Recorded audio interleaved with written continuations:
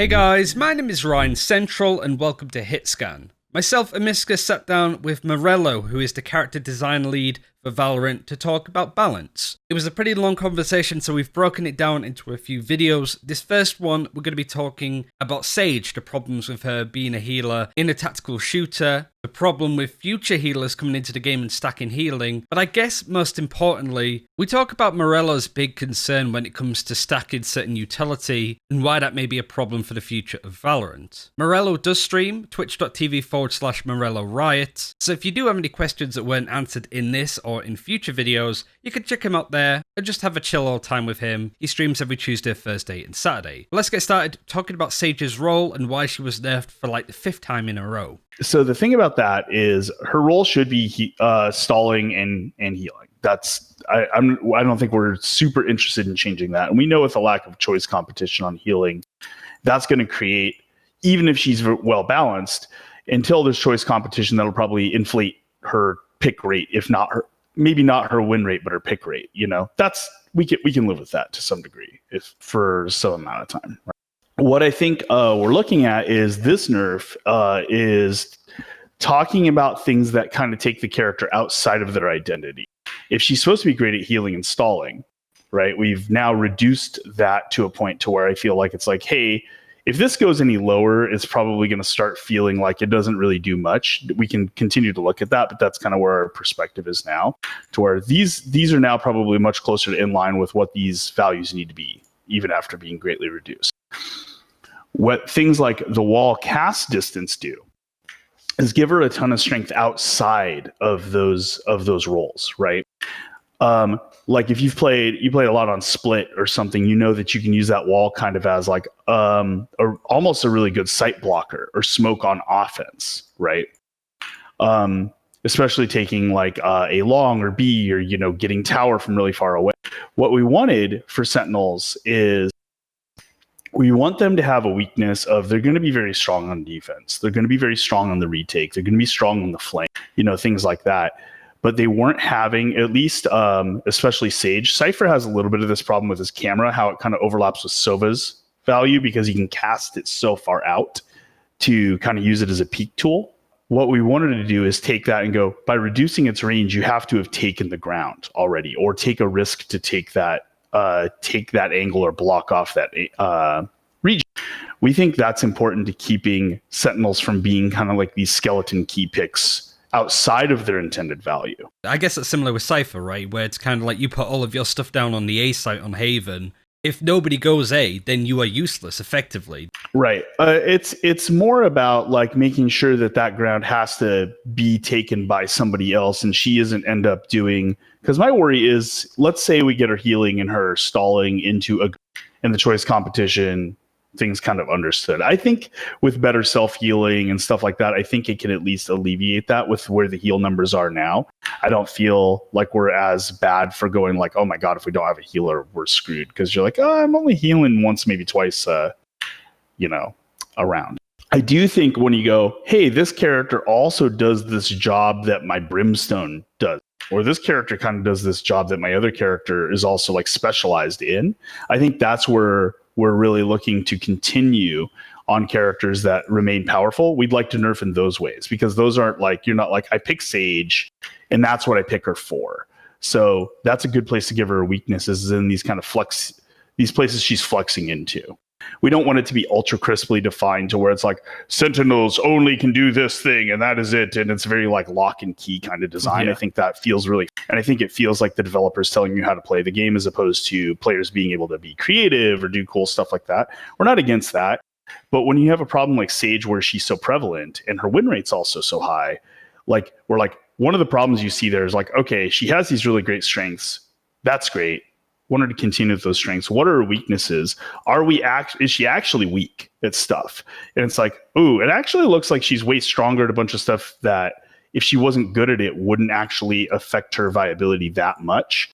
But it wouldn't remove, why do you want to play Sage if you want to play Sage? Why do you want to pick her if you want to pick her? What is she supposed to do on your team? You know, things like boosting on the wall. Some of the creative use cases of that are the right kind of creative use cases because they add a lot of that texture and let you be creative with your skill. We'd like to try to keep stuff like that that's really fun to do, and kind of flexes out. Like, it's not like we're like Sentinels boost and, oh, this Sentinel boost, she can't do that. Like, it's not that, not that definitive, right? Obviously, like healing being such such a big part of her kit, and that's where a lot of people talk about Sage's value and such. When it comes to especially adding more healing that can affect other characters, not just self heal, do you feel like that would make things problematic? Do you see Sage as being the only healer for a while because of that? Because stacking obviously more healers into the game is probably not going to be just, oh, we'll just go with this one healer. It's going to be, oh, you can heal other characters on this one agent. Okay, now you can heal everyone on another one too. All right, now we have 2 must picks instead of 1, kind of.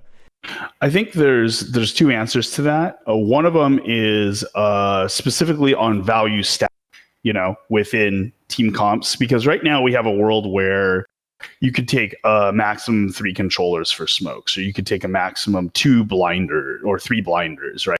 Where there's some kind of like hard cap on the number of characters who have access to certain types of value, right? That's a temporary state. At some point, we will have 5 characters capable of doing any of these key values, right? I think we've been talking about this for a very long time as we've made the current characters of what are our release valves, what are our plans for making sure that our game could tolerate having 5 of X. I think healing actually has a night, because we have a couple of things that make healing. It's not like an Overwatch or a League of Legends style thing where it's like, if you can just pump out this HPS, our characters are more tanky. You know what I mean? Mm-hmm. What it is like each healing in this game, for both self-healing or other healing, is about recovery after duels and trades or chip damage, right? After getting wall banged, after taking a fight and winning, and then being, at 50 health. That's where healing comes into value, so you can take the next fight fresh. Because of this, there's only a certain amount of that has trade-off value that you're going to want. At some point, you just have more of it than you actually probably need or want. I think if we were seeing more self-healing characters, if we saw Phoenix, Reyna, and Sage on teams, I'd be like, okay, we're missing something here, because this value is like, how much can we keep our health topped off? But the way the healing works, and this isn't widely known, we don't have a tooltip about this, so I'd be happy for everybody to know this. Every source of damage in the game has a short duration grievous wounds on it, if you're familiar with League. When you get shot in Valorant, unlike a lot of other games, anytime you take bullet damage or ability damage or even fall damage, any kind of damage in the game, healing is stopped on you if it was either going to be applied, or you had a hot on you like Sage, or you're standing in a Phoenix fire as Phoenix. All this healing will stop while you are in combat. This has a certain limitation on in-combat healing, and I think this is very different than, say, what you see in Overwatch or League of Legends, where it's like, by doing this, I can actually save a life. Healing saves lives in those games. In most games, say healing saves lives and prevents deaths. In this, it sets up for next fights. I think that reduces a great deal of how much healing you'd want to stack on a team, because it's not actually increasing actual survivability. I don't think that means it's not a problem at all, but I think there's a place to where I think stacking healing value has faster diminishing returns than saying stacking really good recon or initiation value, where you're like, I'd like more of that. I could use that as infinitely as you could give it to me. You know what I mean? If I think about it like this, just having, I don't know, let's say Haven, just because it's quite far to rotate on from C to A, you had 2 people playing A, and you had 2 people playing around C, maybe one in the sort of double doors area and one on the side. If you had one Sage on A and one Sage on C, getting attacked in either of those spots and taking some chip damage, falling back and getting healed, if you could do that in both of those spots, that's really high value. That's kind of where I see that heal being, I guess, worrisome for some players, because it becomes kind of a dealing a bit of damage becomes irrelevant unless you kill them. And I think the dynamic's really interesting, and I think that's one of the things that makes Valorant so interesting, because you have the abilities to for example, go for that finishing pick. Like, if you want to with Jett, you can even try to dash aggressively after them, or you can try to use an ability to finish someone off when they've tried to fall back after a fight like that. But still, stacking healing in that way sounds like it could be a bit scary. I would be surprised if healing is the most potent value in the game, even with seeing what we're seeing on Sage. Like, there's several things that I think are also contributing to Sage's power that isn't just her ability to heal other people. That is important. But I think she can play very conservatively on top of it and has great stall potential. So she has a value that can't be competed with. And then it's good in all levels of play, but it's very, very good in less coordinated games. It's very, very good in lower skill games where rushing is more common, and Sage is the best answer to that as well. So I think there are additional things that also occur here. I also think her being able to self-heal makes her feel like she's also can take a lot. You can put a top fragger on and feel pretty good about that. And I think that's like, those are additional areas I think we could continue to talk about. It is a constant battle between what is, that push and pull is how much can we let stuff go for players so that they can enjoy it versus how problematic is this thing. And there's Sage has a lot more of these healing or otherwise than a lot of characters too. Healing is a key point of the conversation, and healing stacking is a key point. We're going to have to live in a world for at least, obviously Reyna came out and doesn't have the capability of adding choice competition to Sage. It's for the time being, and I imagine that her pick rate will be inflated as long as she's the only healer. Here's what keeps me up at night. I'm going to tell you what keeps me up at night when I think about this stuff. It's not that, oh man, is Sage going to be a really strong character? It's, did we nerf her by tuning some numbers and now she's fucking terrible? Like, that's what I'd worry about, is like, oh God, are we in this spot to where we can't edge balance this thing? We can't tune it into success. We can't actually find a toned down version of this value that's still effective enough for anybody to care. That's what keeps me up at night. Balanceability is much more worrisome than the state at any given single point in time, if that makes sense. Like, why is Sage getting nerfed like 4 patches in a row? Is it out of control?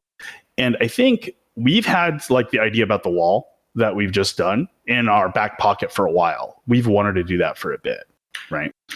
But what we want to do is, I'm really worried about whiplash nerfing. And I think I've talked about this before. Nerfing something over and over again or buffing something over and over again feels weird. I think it does feel a little weird. You're like, oh, are we still doing this? Or, man, every patch just feels like if I play Sage, I'm going to get something that makes me feel.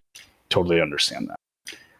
I think that's the lesser evil than, here's this 5-line set of Sage nerfs. Oh my God, there's all of these games. It's okay, the wall's coming down, the slow's coming down, the heal's coming down, the res is going to be more expensive. It's just like this massive hit, right? You know what? Maybe players get a little better, or a new meta arrives, or something happens, or we introduce a second healer at some point, or people are playing more aggressively, and now Sage is worthless and we overdid it. Now we have to walk it back. And I think that's much more painful from a player experience and from kind of a scientific output of like, what are our changes doing? What effect do we have when we make changes? Like, we made change X, what occurred? Like, we think that kind of slow and steady approach is where we really want to go with this. And so it's like, while we're figuring out what's the right value for this brand new game that just went out to like so many people, instead of acting like we have this like really comprehensive answer coming out of it, it's like, we changed this. What was the impact? Here's what we thought it would be, and here's what it was. Is it close or is it not close? And then that lets us both kind of ease it in and not whiplash players with back and forth, but also make sure that our changes are intentional and effective at what they need to do, as opposed to just kind of like being changes to react quickly. You know what I mean? Omen's obviously been buffed. Viper's been buffed. Can you see yourselves bringing Brimstone down a peg to sort of be in and amongst them? Because right now it feels like controllers are the only group where there's a big void, I suppose, in between the great, which is Brimstone, and the bad, which is Viper. So would you consider bringing Brimstone down a peg? And if so, what would you do to him, I guess? Because the smoke's, super strong. Okay, so for Brimstone, I think we'd have to discuss it more. We want to see the results of bringing up other controllers. I think one of the bigger risks would be either Brimstone stays far and away, or the answer is, well, let's just bring all of them. We've talked about heal stacking a little bit. We've talked a little bit about value stacking. I'm the most worried about controller stacking. I'm actually much more worried about what like 5 controllers would look like probably than 5 healers by a lot. Controller stacking has a potentially really crazy value, even at 3. especially with the kind of side values each of those characters brings. Area control on Brimstone, and infiltration and movement on Omen, and defensive power and large control on Viper. I'd be worried that those actually make a puzzle that's really hard to solve for enemy players, more so than the other types of value. If it were up to me, let's say you put me in a room by myself and said, what do you want to do to Brimstone? But I would be like, I think Brimstone having the best execute smokes means he could also maybe have a shorter window in which to execute, like bring his smoke duration down in comparison, because he can have more up at the same time, which would also reduce his stalling power. That's something, and I'm saying like maybe just a couple of seconds goes a long way on a smoke, right? Like it makes the rush more predictable. It makes the execute much more predictable when Brimstone does it, and predictability is punishable in Valorant. So we think that could be I think that could be a good release valve if needed. I think when people outside of the Valorant scene saw that there was going to be like healers and reses in a tactical shooter, they were like really concerned that would make the game pretty much unplayable, or at least not have the competitive integrity that you were hoping for. But your concern is more like stacking smokes basically with the controllers. Yeah, I'd say the things that match the known tactical utility are the scariest to me, because I think they're so flexible, and I think they're very ubiquitous. Like, I think you could pick a team without healing or without a res and do good, right? I think if you said choose which of these things to not have in your team, you don't have healing, okay? You don't have vision blocking. Like, everybody's gonna be like, oh, fucking get the healer out of here, right? Like it doesn't matter if you just have to dry peek into every single angle. You're just dead, right? Most people are used to that, aren't they, really? Like, most pros are from a Counter-Strike background. They're not used to healing anyway, so maybe they're not going to have that effective use with it.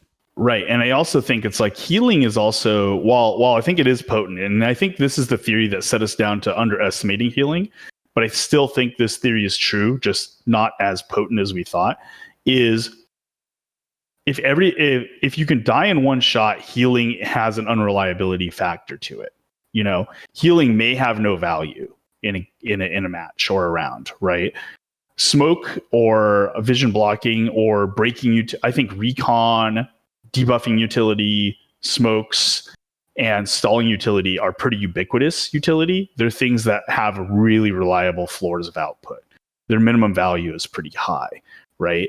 And I think those values are pretty definitional to the tactical loop of the game, especially when we've worked really hard on Peeker's advantage, and we're going to continue to do so. If defender advantage is there, dry peeking should feel like suicide in an equal match. Dry peeking should feel like a last resort that I have to do. So more and more as that becomes true, and as people get better and better and more coordinated, I think we'll see more. And you see this with, I think, why you need Brimstones. You have to execute that side off, or you're just going to get blasted. And that's it for this time. Thank you very much for watching. Like I said, do definitely check out Morello, streaming Tuesday, Thursdays, and Saturdays, 9 p.m. Pacific time, in case you're in that time zone. But do check him out. It was super nice of him to sit down and talk balance with us. And like I said, there are more videos coming talking about maybe nerfs coming to Brimstone, the buffs to Viper, so keep an eye out for them. Thanks for watching. Take care. We'll see you next time.